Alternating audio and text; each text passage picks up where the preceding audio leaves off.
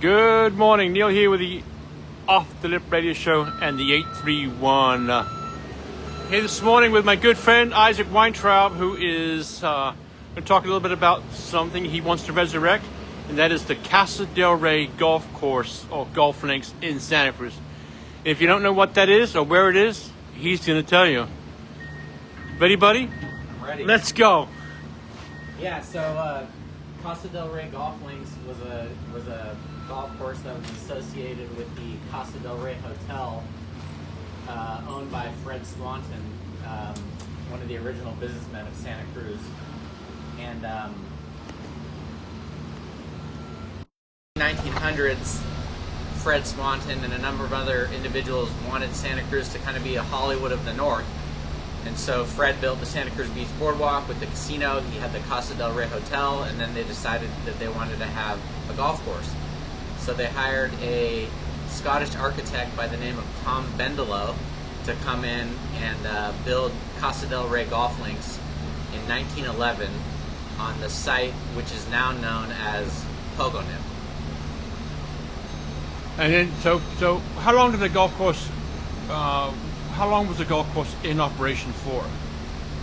Yeah, it's a really interesting story. Tom Bendelow, the architect from Aberdeen, Scotland, he actually worked for the Spalding Corporation, a sports company that made golf clubs. And so his goal was to get more people interested in golf.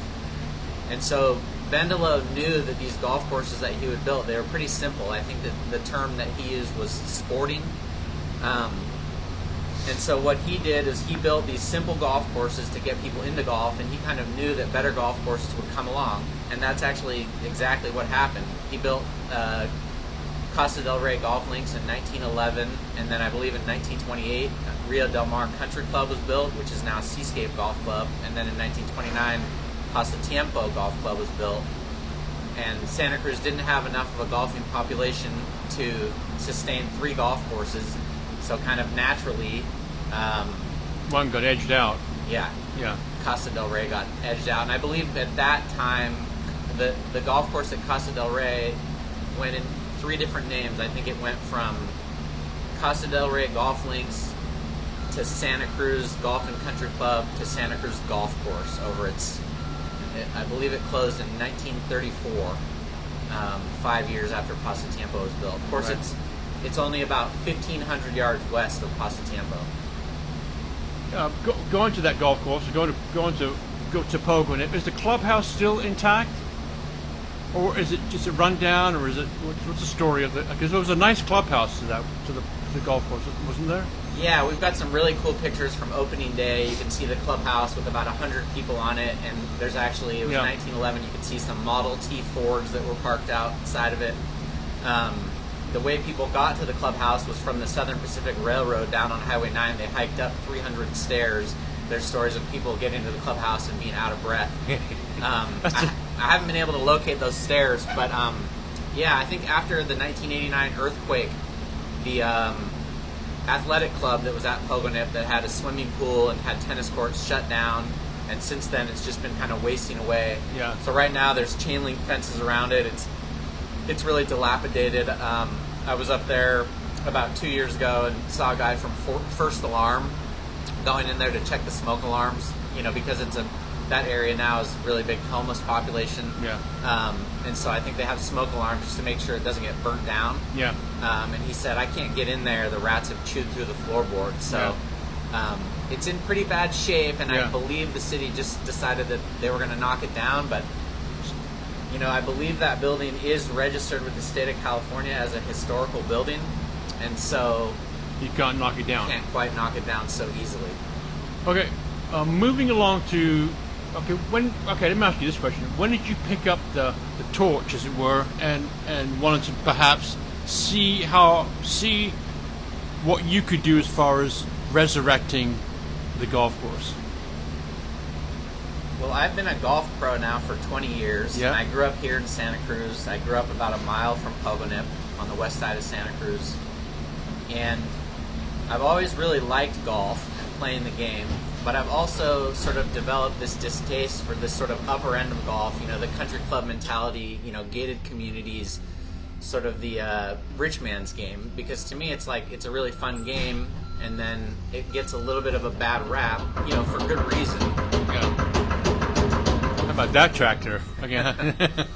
Sorry, we're in a bit of a construction zone, but we couldn't find it. We're good. So go ahead. I believe it was 2022 was my first trip to Scotland. I'd never been over there, and obviously Scotland is the birthplace of golf, and my friends were really encouraging me, I think you should go to Scotland. I tried to qualify for the British Open there, or as most people in the golf world know it as the Open. Mm-hmm. It was at St. Andrews in 2022.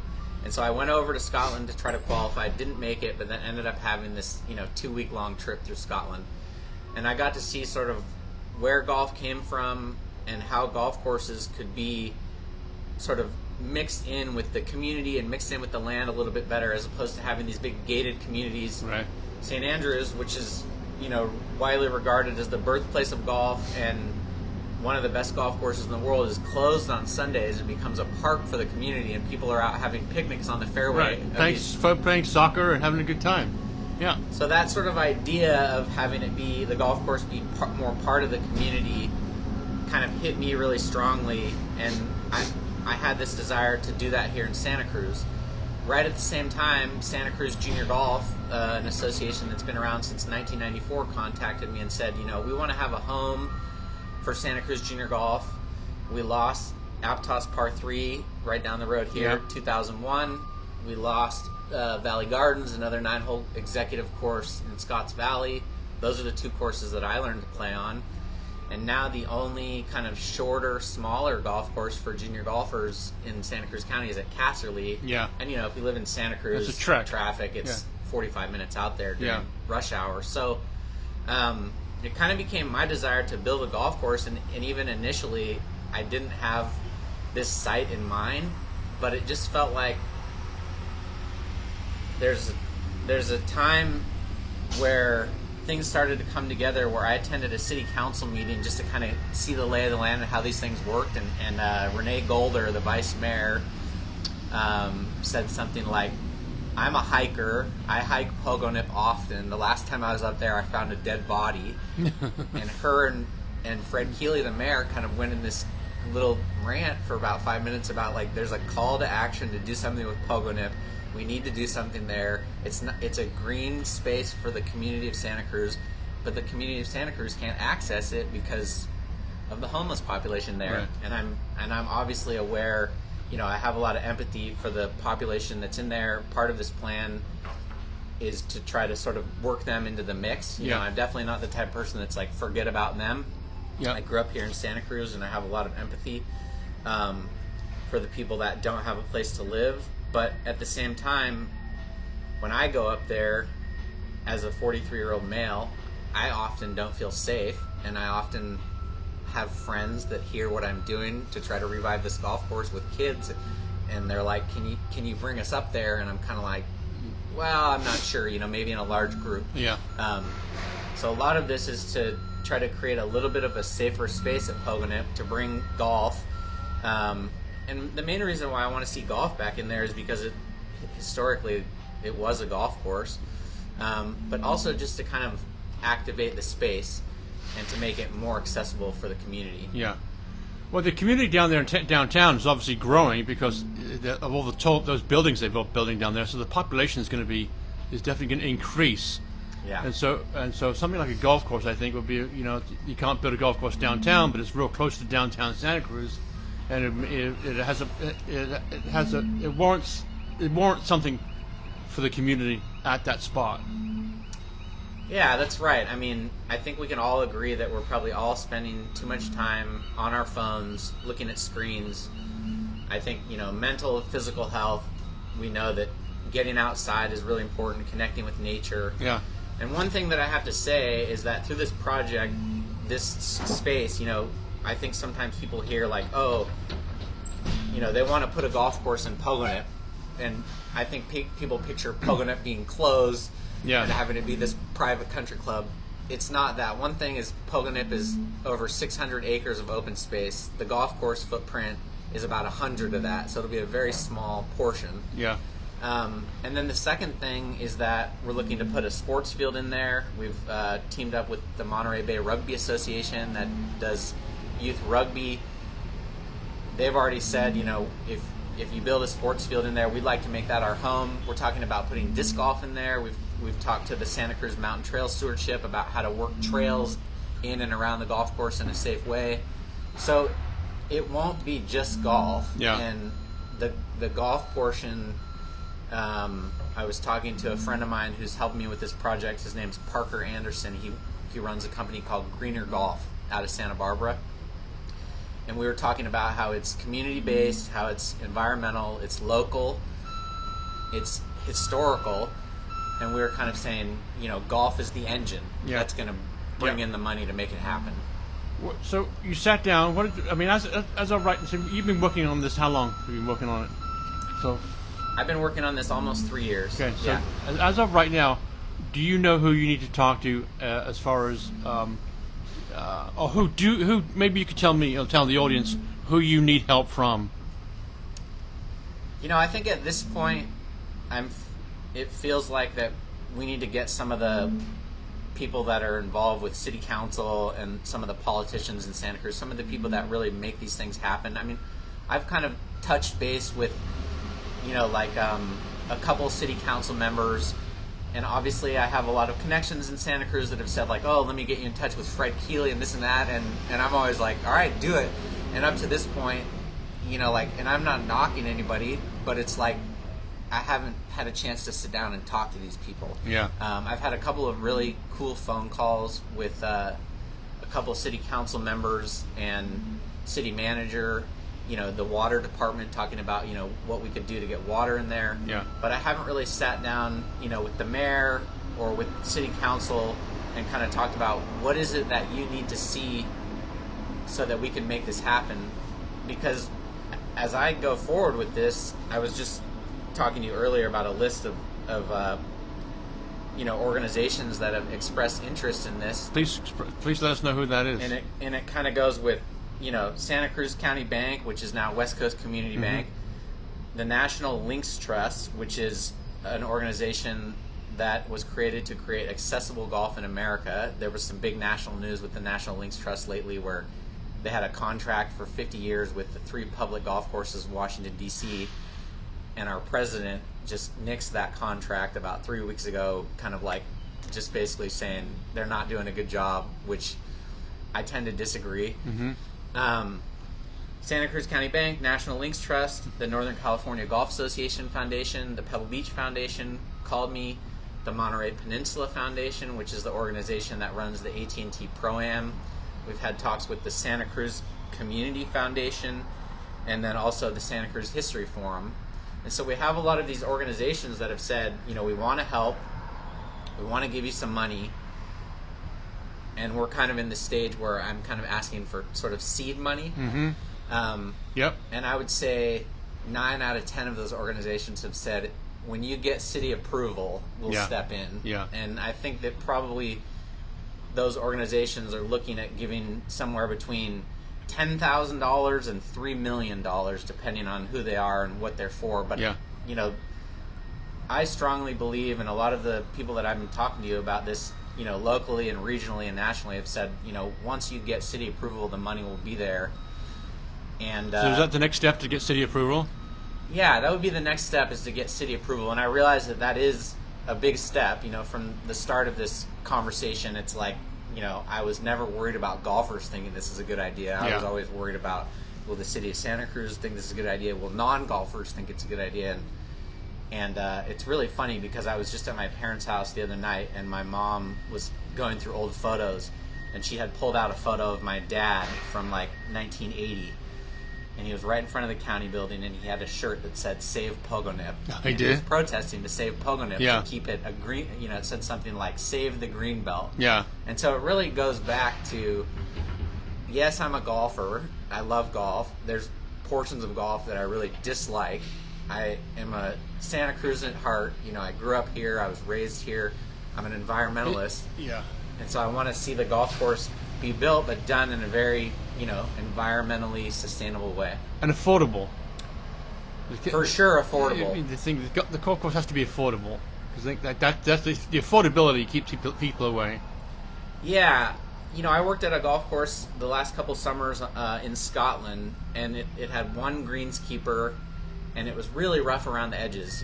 We've had a couple different names for what we're trying to do at Pogonip and also this golf course, and it's wild golf, it's bush golf. We had one woman walk by and say, "You guys are doing dandelion golf," and it will just be a bit of a different product. It won't be these sort of like perfectly manicured fairways. You'll see weeds and different grasses everywhere. But to me, it's like, when people invented the game in Scotland, they didn't go from field to perfect golf course. They just started saying, well, let's hit a shot over there. And kind of, that's the idea behind this, is that, we want to set a precedent that the rest of the golf world and the rest of the world can look at and say, that's still golf. It's bare bones. I mean, it's bare bones golf. But I remember I grew up in England and playing bare bones golf courses where basically it was just a lawnmower, a tractor, and it put a hole in the ground somewhere around. Maybe it just was really basic. But you know what though, you were playing golf and you're still having a great time. Even though you're saying in your mind, even though you're saying in your own mind when you're out there by yourself in the middle of this putt's for the U.S. Open, this putt's for the Masters. You dreamt as a kid. Yeah. No matter what type of golf course you were playing on. Yeah, I mean, it really kind of goes into the conversation, which, is sort of like, what's the point of a game? What are we doing out here? Yeah.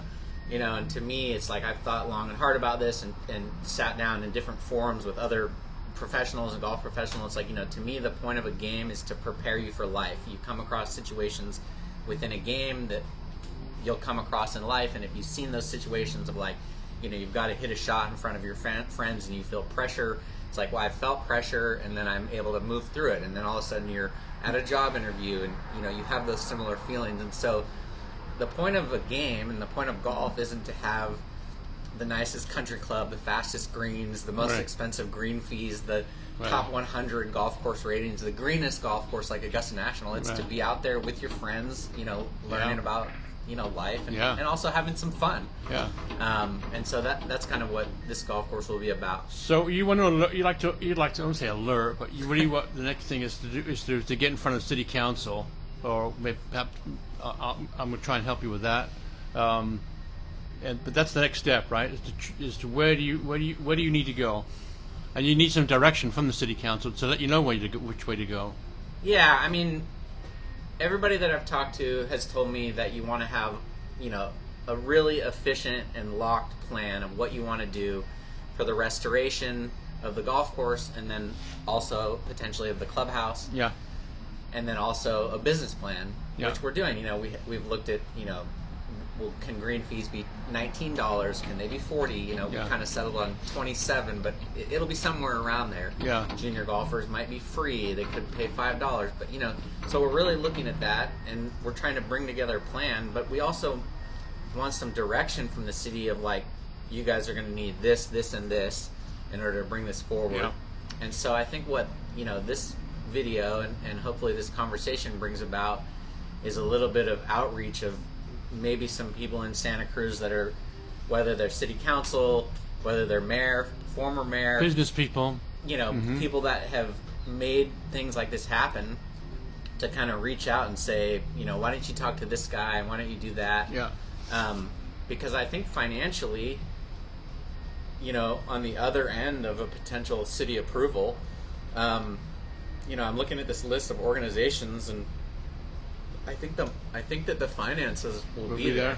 And another question would be, is the city council, say I met with them and I need to know, do we need a firm commitment from these organizations, like we are going to give X amount, or is it just like, well, so you got to get the horse before the cart. So you got to it's tough. Yeah. But you got to keep banging on the door. Yeah, we're banging on the door, but it does feel, really positive when, a week before Christmas, Susan Murfeld from the Pebble Beach Foundation calls me and says, I saw an article in the Northern California Golf Association magazine. I really love what you're doing. I really want to help. Yeah. And so when you kind of get those people calling you and saying it really seems positive, I think everybody right now, certainly myself, looking for something to put your energy into that feels really positive, that can kind of bring the community together, because there's a lot happening, out there that we can look at as going, this is a crazy world. But to me, the way that I'm looking at this project are, what are things that every single member of the city of Santa Cruz and community, the greater community, would want? Get outside, play in nature, have a space for our kids to get together. A safe place for the kids. Yeah. Yeah, and it's like, no matter where you come from or what your affiliation is, I think we can all agree that we want that for ourselves and our kids. Yeah. Yeah. Lastly, is there a website or any people can get information from other than video? Yeah, I mean, we have a website. We got a donation from the Santa Cruz History Forum. Actually, we got a grant from the Santa Cruz History Forum to build a website.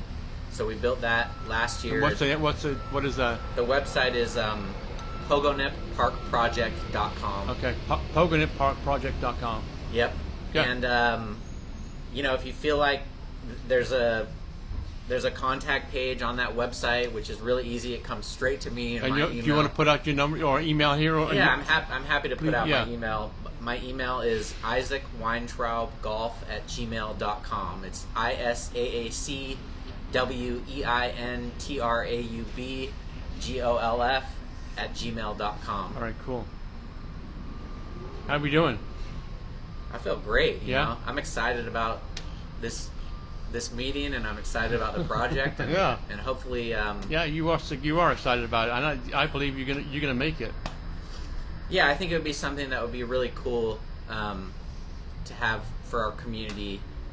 I think about looking at that picture of my dad in 1980 to save Pogonip, and it's possible that if those people at that time wouldn't have stood up, then we'd have, an apartment building on the space where the Pogonip is, and luckily we don't, and now it's being a little bit, it's not in the best of condition, and so a generation later we're going to do something, and then who knows what will happen with the next generation. Yeah. Thanks, buddy. Yeah, thanks, Neil. I appreciate Good job, it. Isaac. Good to see you. Yeah, nice to see you. you. And then we'll continue with further videos down the road.